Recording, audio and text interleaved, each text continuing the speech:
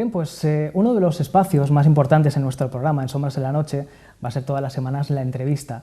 Contar con profesionales, contar con personas que trabajan en el mundo del misterio, de la investigación, de muchos ámbitos de los que nosotros vamos a hablar en el programa y que sin duda nos van a aportar mucha información, mucha de su experiencia. Hoy empezamos nuestra primera entrevista, nuestro debut en este programa, en Sombras en la Noche, realmente de lujo. Fernando J. López del Oso. Buenas noches. ¿Qué tal? Buenas noches. Bienvenido a Sombras en la Noche. Muchas gracias y el lujo es mío porque habéis tenido la gentileza de invitarme a este primer programa, ¿no? Espero que dé buena suerte. Esperemos que sí, desde luego vamos Seguro. a tener buena suerte, porque cuando hablamos de primeras ocasiones, en tu caso, Fernando, primera novela, que es la que tenemos aquí con nosotros, de la que Sí. vamos a hablar unos minutos, no es la primera vez que escribías, habías publicado varios ensayos antes, pero sí que con esta primera novela ganaste el premio Minotauro en 2009. Sí, la verdad es que podríamos decir que fue casi llegar y besar el santo, pero bueno, tenía bastante trabajo detrás, ¿no? Y el editor con el que yo trabajaba, a medida que fue leyendo material, me dijo yo que tú lo presentaría porque yo creo que tienes posibilidades. No tenía muchas esperanzas y sin embargo, bueno, pues al final el jurado tuvo a bien concederme el premio. Espero que sea una tónica que se mantenga, ¿no? con siguientes libros y como digo, es un comienzo muy bueno, ¿no? Como con esa carrera de narrador. Desde luego un buen comienzo para esta primera novela, El Templo de la Luna.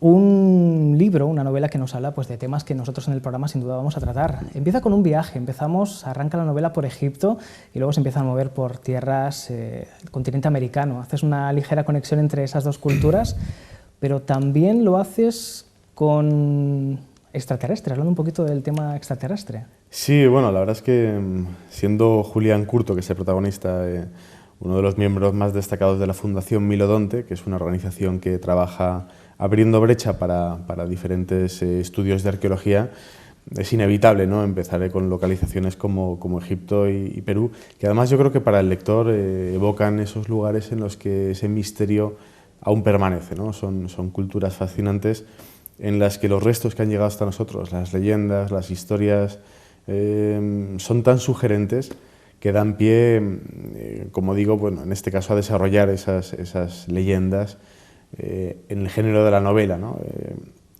Es más fácil, más sencillo hacerlo así que no con el ensayo, porque bueno, a veces las pruebas, como por ejemplo el tema que comentabas, ¿no? De esa posible conexión extraterrestre, ¿qué pasaría si esos antiguos dioses fueran algo más que dioses, ¿no? Si fueran tal vez, no sé cómo llamarlo, ¿no? Esos hermanos cósmicos, una vez he oído el término, pero bueno, esa especie de dioses con minúscula que vienen no sé si a evangelizar o más bien a ayudar a un desarrollo de una cultura, de un pueblo que ellos escogen, ¿no?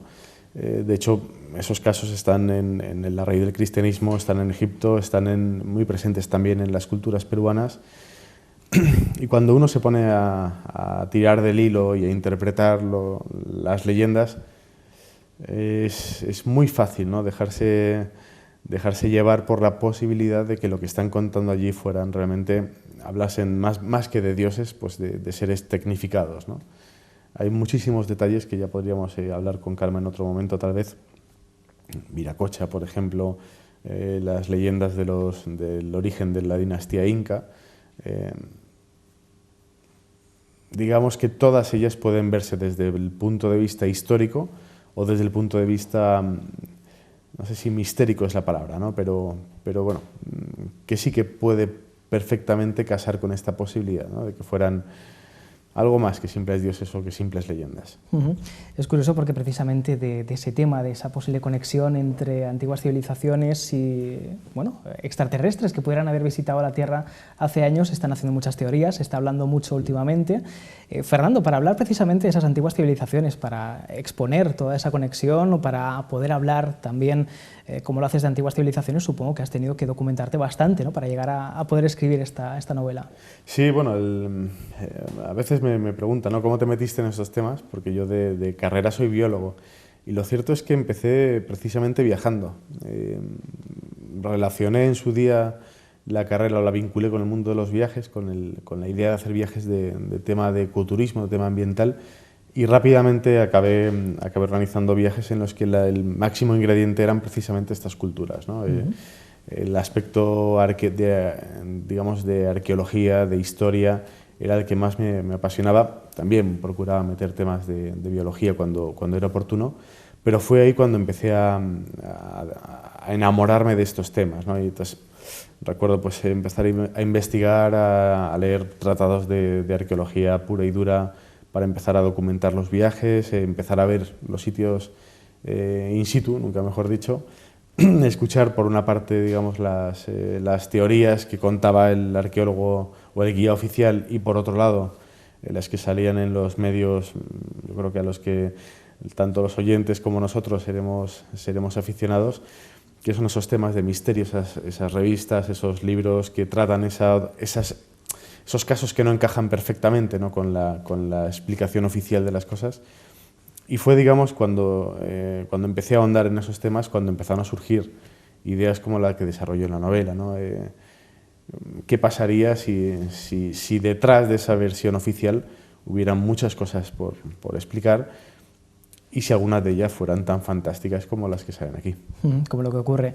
Sí. Y después de haberte sumergido tanto en esas antiguas culturas, ¿crees, Fernando, por descubrir todavía muchas cosas, que tenemos ya mucho descubierto, o que hay sorpresas, misterios que todavía nos van a hacer dar muchas alegrías? Bueno, a mí me parece muy llamativo como el hecho de que en varias culturas se repitan, por ejemplo, los mismos sucesos, ¿no? El diluvio universal, por ejemplo, en el tema de Perú es también conocido, ahí le llaman el Uno Pachacuti. Hablan también de dioses que crearon a la humanidad a su imagen y semejanza, modelándolos del barro, ¿no? Entonces, que algo así suceda en culturas tan diferentes como la cristiana, que tiene sus raíces en Egipto, ¿no?, y en la cultura inca, por ejemplo, a mí me da que pensar. Quizá en un futuro podamos descubrir que estos sucesos a los que aluden sean algo más que simples leyendas, sino que se refieran a hechos de una antigua humanidad, de un pasado más o menos remoto de los que aún no tenemos explicación. Pero yo creo que digamos, la ciencia como tal nos va dando continuos descubrimientos que alteran lo que sabemos. Por ejemplo, con temas de paleontología, que es otro de mis intereses. Ahora mismo, con los humanos de Denisova, hemos encontrado una nueva humanidad. Eso es un descubrimiento mayúsculo, es decir, se da el hecho con toda probabilidad de que, al menos, que sepamos, hayamos convivido 5 humanidades distintas en el planeta, estoy hablando de hace unos 30.000 años, ¿no? Entonces, ese hecho que está contrastado, que ellos, los investigadores, Svante Pavo del Instituto Max Planck, dice que es el principio probablemente de una nueva revolución, es decir, que muchos restos que están ahora mismo en museos que no encajan con los arquetipos que se han cogido para varias humanidades, probablemente con análisis genético se descubra que hay subespecies nuevas y que es un pasado mucho más rico.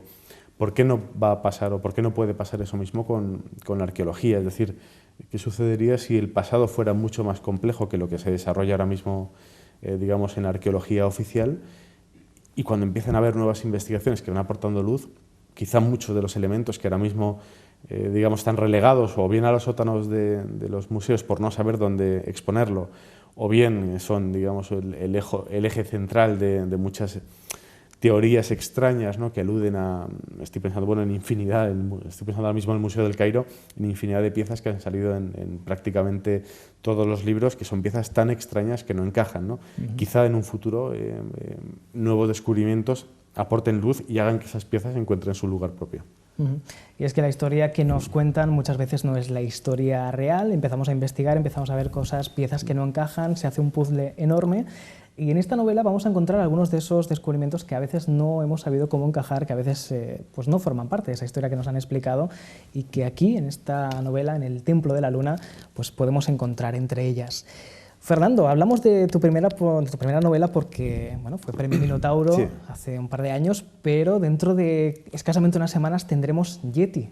Sí. ¿Nos puedes adelantar un poquito esa próxima novela? Te puedo adelantar, y además va a ser estamos de estreno los dos, porque este es el primer programa de la serie y es la primera vez que hablo en algún medio de la novela, porque, bueno, digamos que hasta hace una semana prácticamente pues no han levantado el veto de la editorial y han empezado también ellos a anunciarlo por internet, preparando, digamos, la promoción. Bueno, Yeti es una novela que refiere hechos de una naturaleza distinta al Templo de la Luna. En el Templo de la Luna me hago eco de las aventuras de Julián, que tienen que ver con todos esos temas de arqueología, mientras que en Yeti lo que hago es contar las aventuras vividas por Mario Hierro, nombre ficticio de un personaje que tiene mucho del que contar, que tienen más que ver, en este caso al menos, con la criptozoología.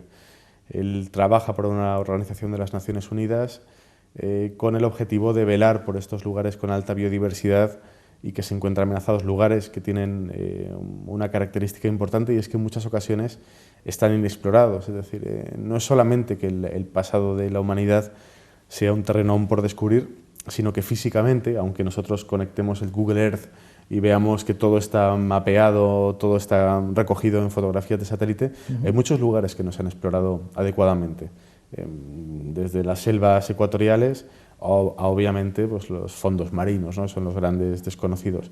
Pues en esas selvas se esconden cosas que las personas locales, ¿no? Las etnias indígenas que viven en esas zonas hablan de esas leyendas y que los occidentales aún no conocemos, ¿no?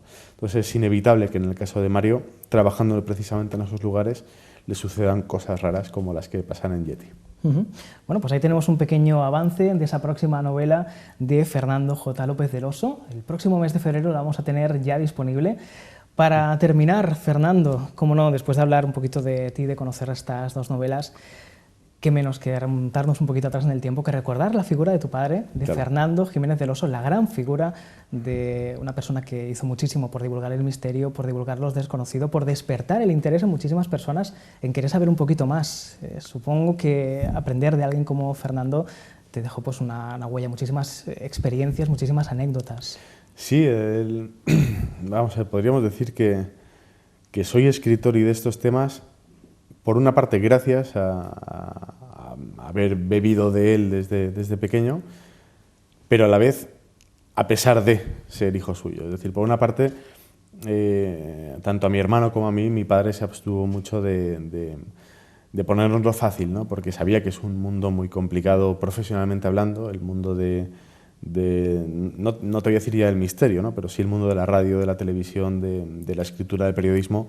Son campos muy difíciles en los que cuesta mucho abrirse camino, y él, yo creo que procuró mantenernos un poco al margen, no animarnos demasiado, ¿no? para que lo siguiéramos. Pero sin embargo, algo debe haber en los genes, porque igual que mi hermano escribió en su día libros sobre el Tercer Reich y la figura de Hitler, que era un tema histórico que le apasionaba, pues yo empecé también a participar primero en la revista que él dirigía en Enigmas, donde aún continuó haciendo una sección de divulgación científica, y después pues con los viajes y con los libros empecé a engancharme en estos temas, ¿no?